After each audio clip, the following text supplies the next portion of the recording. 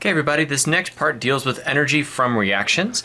It introduces a new word for us, which is enthalpy, and it gets the symbol H. And what it stands for is the sum of internal energy and the product of pressure and volume. So it's two different things. So this value H is the sum of internal energy and the product of pressure and volume. It's not a number we're going to calculate in this way. It's nice of us to unpack it a little bit. So what we're usually interested in is the change in enthalpy. That is the change in kind of referred to as heat, but your book goes through a little more information on this than I'll go through here. But let me point out this one thing. If we're talking about the change in enthalpy, then it's written like this. Change in H is equal to delta E plus P delta V. But at constant pressure, this will end up simplifying to delta H is equal to Q delta P. So that means that basically heat-related energy when pressure is constant. And that's the way we're going to end up thinking about it. Now, in terms of chemical reactions, there's basically two camps things fall into. One of them is endothermic, which means that energy ends up being absorbed by the system. And so here delta H would have a positive value, and then exothermic, where the system ends up giving off energy to the surroundings, and then here delta H would have a negative value. So heat energy is going from the system to the surroundings, so that's when like something explodes, gives off a lot of heat.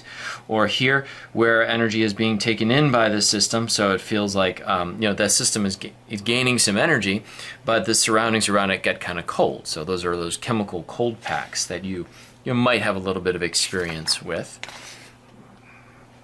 All right, so the delta H of a reaction is a measure of how much heat goes into or out of any given reaction, goes into or out of. And we rely on the value of this. So goes into, the value would be positive, or comes out of, the value would be negative. And if we take just one example, this is C3H8, this would be like propane.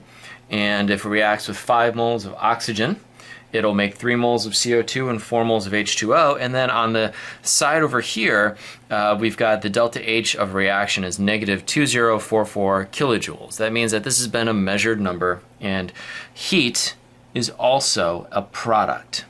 All right, and so the amount of heat that's a product here is 2044 kilojoules. And if 1 mole of C3H8 reacts with 5 moles of O2, then that is how much heat ends up being made.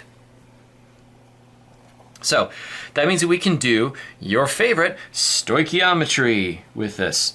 So why don't we do some, right? So we can do some stoichiometry here. So let's say that we've got 10.5 kilograms of propane that's reacting.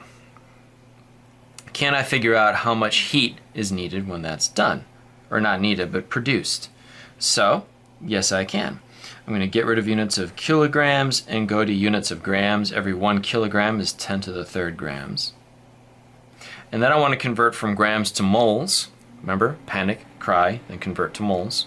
That's how we'll get through this.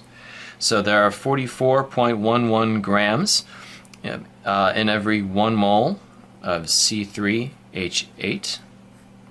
And every 1 mole of C3H8, when it reacts here, ends up generating 2044 kilojoules worth of energy. And that's a negative number. So we want to make sure we put the negative sign in there. And we run through our calculations. We end up getting negative 486,556 kilojoules. And then put with 3 significant figures would be negative negative 487 times 10 to the 5th kilojoules. Okay, so we can use stoichiometry to figure out how much ends up coming out. We can do the same thing if we had grams of oxygen. So if we had 550.0 grams of oxygen. All right, we don't need to convert from kilograms to grams. That seems like it's already done.